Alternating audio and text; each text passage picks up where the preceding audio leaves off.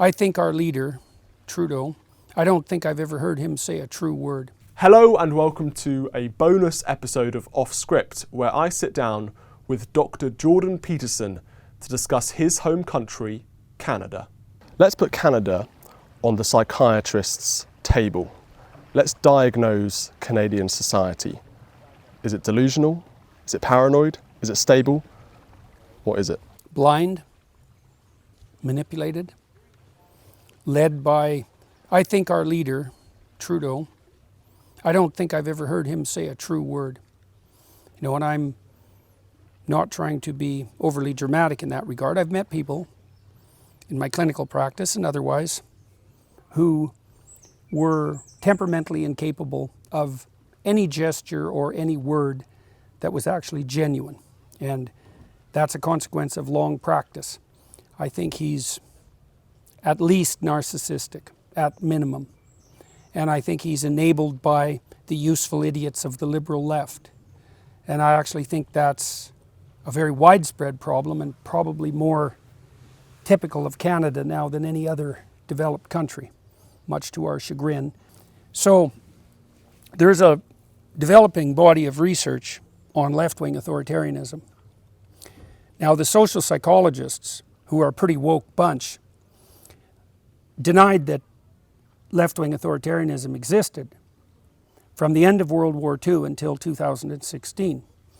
And when the first work on left-wing authoritarianism came out. Now, the way you study something like political belief is you take a large corpus of questions about political attitude, several hundred, let's say, and you subject them to a statistical analysis that tells you how they sort.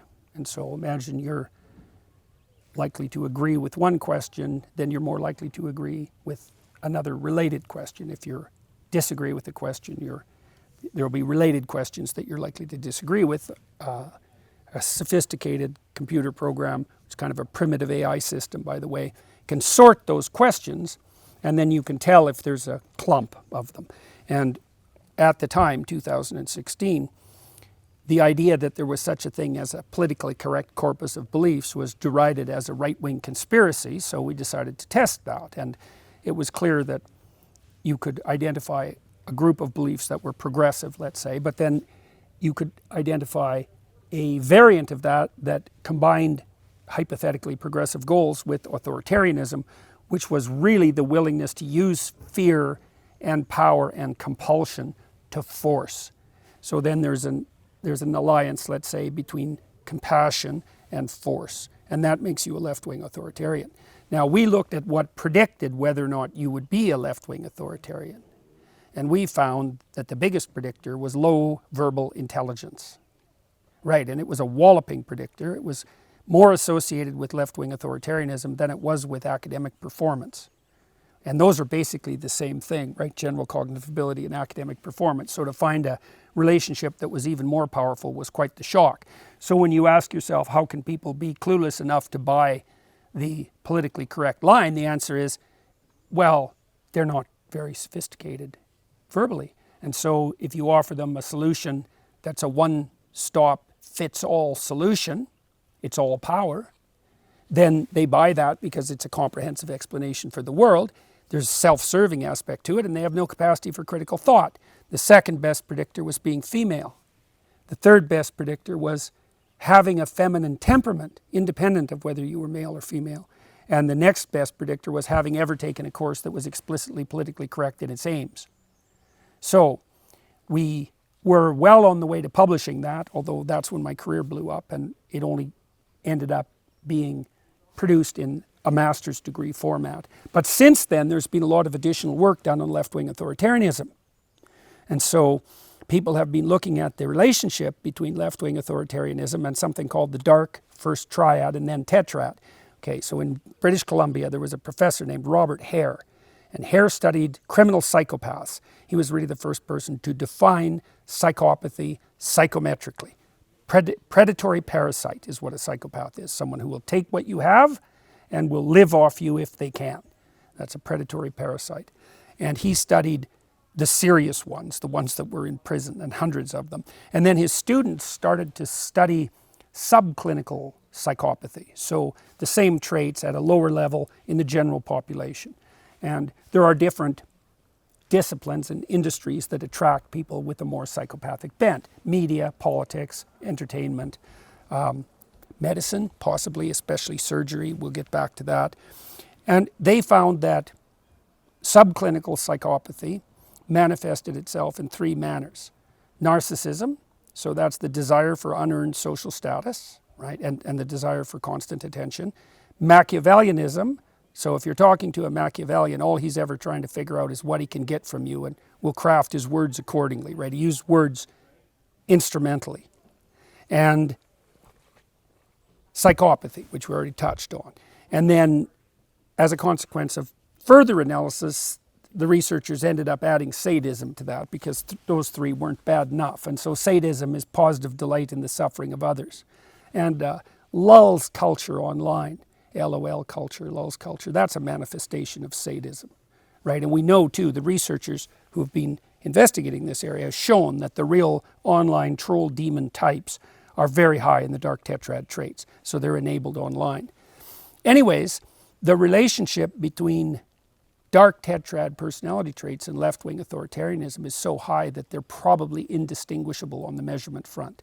And so what that means is that all this nonsense about compassion is the manipulations of snakes pulling in the useful idiots, who perhaps are genuinely compassionate, to, what would you say, to further their unbelievably narrowly self-centered and destructive agenda. And that's Canada in a nutshell. And Canadians are shocked by this, you know, because they're shocked into disbelief, I would say, because for 175 years or thereabouts, well, let's say since Confederation, we won't go back any farther than that, was 1867, 150 years, our institutions were reliable, derived as they were from Great Britain, which produced reliable institutions for all sorts of miraculous reasons. You could trust the political parties. The Socialists were a Labour Party. The Conservatives were a party of big business. The Liberals kind of played both ends against the middle and were centrists, and they were usually in power. And all things considered, that didn't work out too badly. You know, when we got tired of them, we could elect the Conservatives, which happened now and then federally, or the Socialists or the Conservatives, which happened fairly regularly provincially, and the whole damn country functioned well. The education system worked. The higher education systems were, you know, we don't have Harvard or Stanford, but all our universities were pretty damn good. No duds in the lot, really. Canada was a very stable, middle-class country with reliable institutions, and the media as well. Even CBC, the Canadian Broadcasting Corporation, when I grew up, it was fundamentally trustworthy, probably tilted somewhat to the left insofar as things were tilted towards the left, say in the 70s and so on, but you could assume that the journalists at CBC were journalists, not propagandists. And it was the same with, we had CTV, which was the main private competitor, and the same thing obtained there. And that's all. To say that's gone is to say almost nothing. Canadians have no idea what to do with that. Well, let's talk about what's happened to Canadian society, Canadian identity, and this reworking of the idea of what Canada is as a country, and particularly when you look at its history and its links with its colonial past. Trudeau and others are very much trying to detach Canada from that colonial British history and that British sense of identity, I suppose. Yeah, that's what he says he's doing. You see, the thing about him and his minions is I don't trust them at all. I think that what Trudeau is doing is testing his fingers in the wind constantly to see where the easiest moral advantage can be obtained, and then driving down that direction as fast as he possibly can. I don't believe for a second that he has any such thing as principles. It doesn't look, because I don't think anybody who lies with every single word and gesture ever has principles. And I know, for example, this was definitely true during the pandemic. And this was true not only of the Liberals, Trudeau's party, but also of the Conservatives and the Socialists, is that during the pandemic, all our politicians did nothing but sample opinion poll constantly, and then derive policy as a consequence of sampling the very people that they frightened with their propagandistic idiocy, and then produce policy, and then pretend as an outright, complete bloody lie that it was the science leading it. And that's how Trudeau governs in relationship to everything. He looks for the easiest moral advantage. We're saving the planet. It's like, yeah, I don't think so, buddy. it's not an easy thing to do to save the planet. And what are we going to do? We're going to go down Germany, the route of Germany, where electricity is now unreliable, super expensive, and 10 times as polluting in terms of carbon output per unit of electricity than France. That'll be Canada's destiny. We're slaughtering our fossil fuel industry, which basically means we're just handing it over to the Chinese, you know, the whole fossil fuel enterprise. I'm sure they're just laughing up their sleeves at our complete bloody idiocy.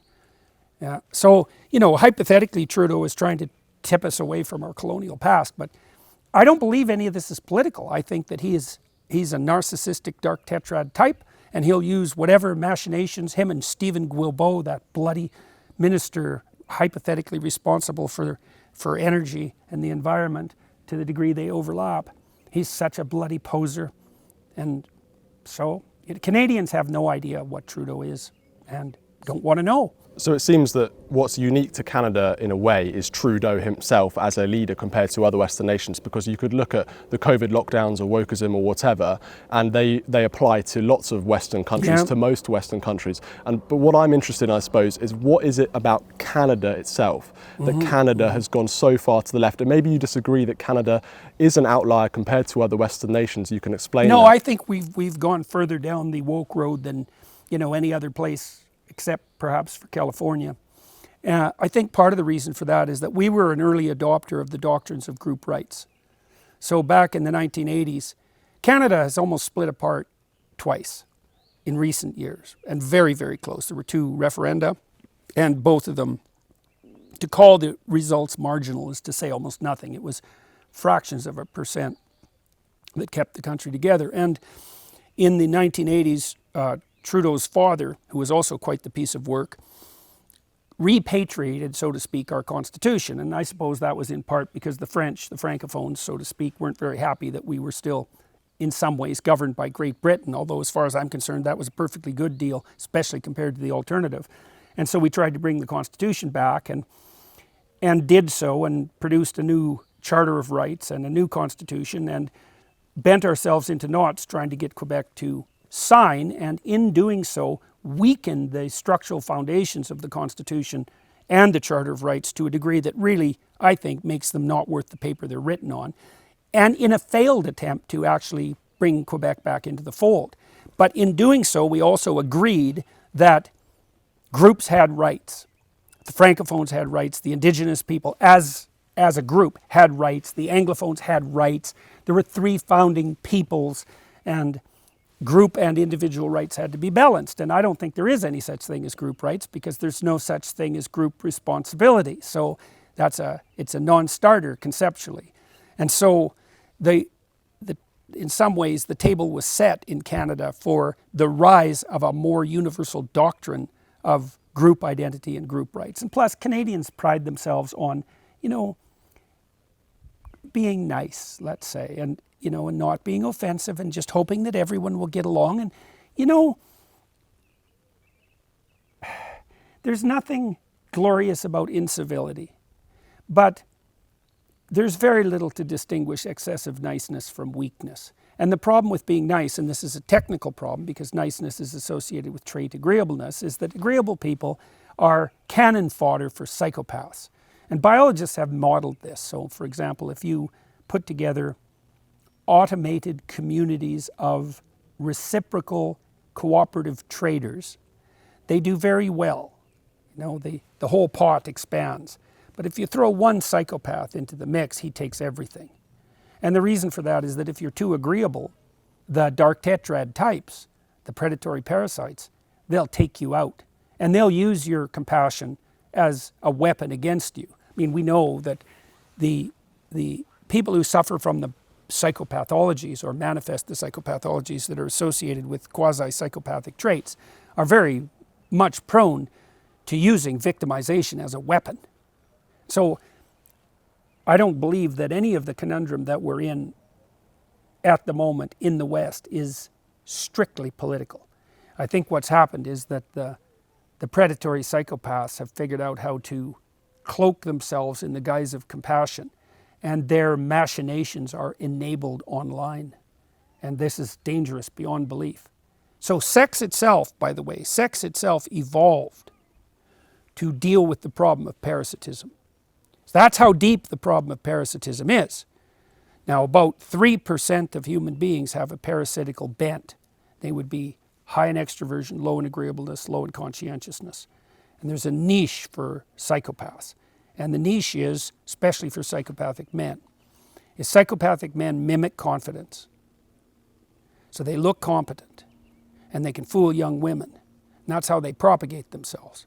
But generally speaking, the psychopaths never increase in number beyond about 3 to 5% of the population, stable cross-culturally. So if the psychopath prevalence falls to 1%, everybody forgets about them, everybody starts being nice, and then the psychopaths can start to flourish. But once they get up to about 5%, everybody thinks, uh-oh, the snakes have come back, and they start to beat them back, and so it stabilizes at about 3%. So there's a niche there, an evolutionary niche. Now, the danger in that is that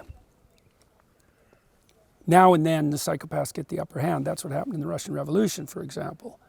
Very small percentage of the population who come together and are then, for one reason or another, enabled in a manner that enables them to circumvent our normal evolutionarily prepared responses to psychopathic predation. They can take down the whole society. And the problem we have, this is a deadly serious problem, is that there is no punishment for psychopaths online. They can do whatever the hell they want. And this could easily take us out. 35% of net traffic is pornography. And then how much of it do you think is outright criminality? I don't know an old person in Canada, I think this is true across the West, who hasn't been targeted by online criminals. They have databases on everyone old. They know where their bank accounts are. They're targeted constantly. And so there's immense criminal activity on the web, international in scope, including child slavery, trade, and all that sort of, absolute bloody atrocity.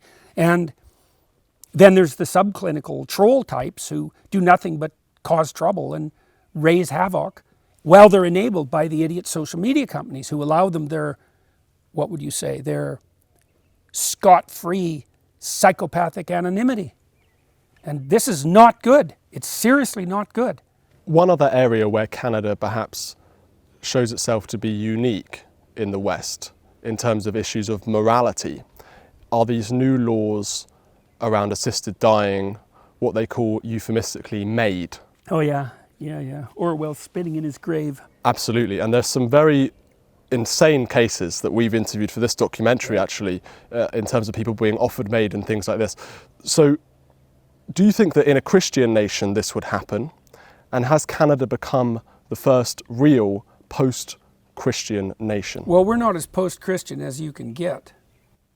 But yes, I would say in the West, are we the first one? We're certainly in the front runners. And no, I don't think it would happen in a truly Christian society. And I think Christianity and Judaism, for that matter, and in all likelihood Islam, is actually a bulwark against such things. Because at least you start with the metaphysical presumption, at least in the Judeo-Christian corpus, that there's each person carries with them a spark of the divine that the state has no right to interfere with in the least. Quite the contrary, must be respectful of continually. And independent of that, I also think that if you're the sort of fool who thinks that the government should have the power to aid people in their own death, well, you've got a lot of thinking to do, buddy, because why would you presume that the government is trustworthy enough to do that? I'm an opponent of capital punishment, not because I don't think there are crimes that are sufficiently heinous to deserve death, because there certainly are. And if you don't know that, you don't know anything about crime, that's for sure. There's lots of serial sexual killers who begged for the death penalty because they couldn't even bear the weight of their own conscience. So even by their own judgment, they didn't deserve to live. But I don't think the state should ever have that power. And then now we're giving the state that power, well, on compassionate grounds. So we spoke to a clinician who is involved in the MAID process, who's very much in favour of this assisted dying. Yeah. Before the MAID laws were passed, she worked in an abortion clinic. Surprise. She said that some of the MAID, some of the deaths that she aids, there are priests present who are involved in these ceremonies. Does that surprise you? No. Didn't was it the Archbishop of Canterbury this week who decided that referring to God the Father was part of the process of patriarchal oppression and criticized the Lord's Prayer? Archbishop of York, I think it was. Yes, that's right, the Archbishop of York. And I've been to the UK. There's pride flags in every church. So, and in Canada, the United Church was the main Protestant denomination. It was taken over by half-wit atheist radicals 30 years ago, and they just ran it into the ground, which was exactly the point. So, no, it's not surprising at all. There's no shortage of so-called progressive Christians, even though you can't be a progressive Christian any more than you can be a woke capitalist. It's complete bloody nonsense. And that doesn't mean that, Christianity, that the notion of sovereignty in Christianity is that the highest should serve the truly distressed and the lowest. And I think that that's a revolutionary idea and one of the cardinal ideas of all time. And of course, that's associated with a certain compassion, but it's a compassion that also requires judiciousness and a focus on the individual. And so, no, it doesn't surprise me at all. Or does it? I don't know whether I'm never surprised or constantly amazed at the moment, because, every day there's something stupider than there was the last day, and that's a very hard contest to win at the moment. One of the major issues, obviously, across the Western world that governments are trying to fight is climate change. And climate change. And different governments are using... The progressive get-out-of-jail-free card. Well, in the UK, we've got this thing called net zero. Yes, I'm well aware of net zero. I presume you have the same thing. Net zero means zero for the peasants. That's what it means. What's going on in Canada? Well, here's a cardinal example. First of all, we have a province in Canada, Alberta, which has the third largest fossil fuel reserves in the world, and we're very good at utilizing them, let's say. They're rather dirty in some ways on the environmental front, but that's life, you might say. And our country, and certainly that province, could be rich at the level of Norway with any degree of reasonable management whatsoever, and I think that's true for the whole country. Quebec itself has enough natural gas to provision itself for 200 years, and they won't touch it for reasons that are so diluted that it defies comprehension.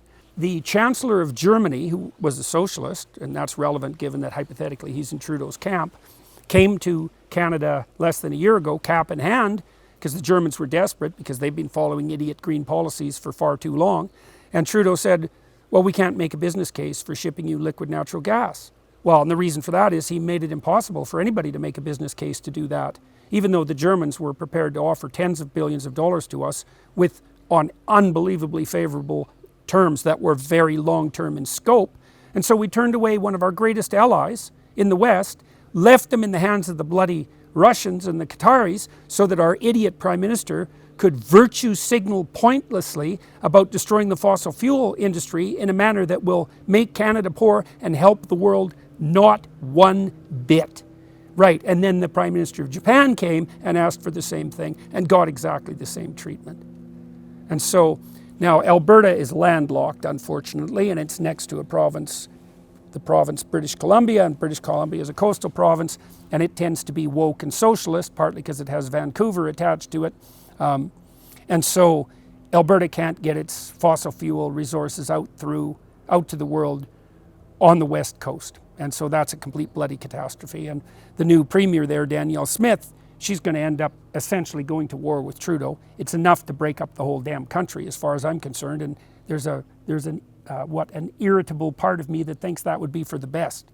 So what we're doing in Canada on the energy front is utterly insane. It's utterly insane. And why do I say that? Well, I say that not least because I saw what happened to Germany. If the Greens would have managed to increase the price of electricity but maintain its reliability and cut the pollution associated with its production, that would be one thing. But what they did instead was make it so expensive that even electric battery manufacturers can no longer afford to operate in Germany. They made it utterly unreliable. They killed off their nuclear industry, which was, to call that insane is to barely scrape the surface. They made it much more expensive, and it's way more polluting than it used to be because now they rely on burning lignite. So how in the world, unless you're aiming at disruption, which I do believe is what the psychopaths on the green side are aiming at, by the way, unless you're aiming at disruption and impoverishment and mass misery, every single bit of that reeks of failure by the criteria of the people who put the policies in place. And we're running down that road as fast as we can in Canada so that Trudeau can pretend that he is what? A paragon of moral virtue and keep up his grip on whatever the hell he regards as power. If you enjoyed this interview with Dr. Peterson, then check out the trailer for our documentary on Canada, A Warning to the West. Canada. Under Justin Trudeau, the former British colony has sought to position itself as the global bastion of progressive politics.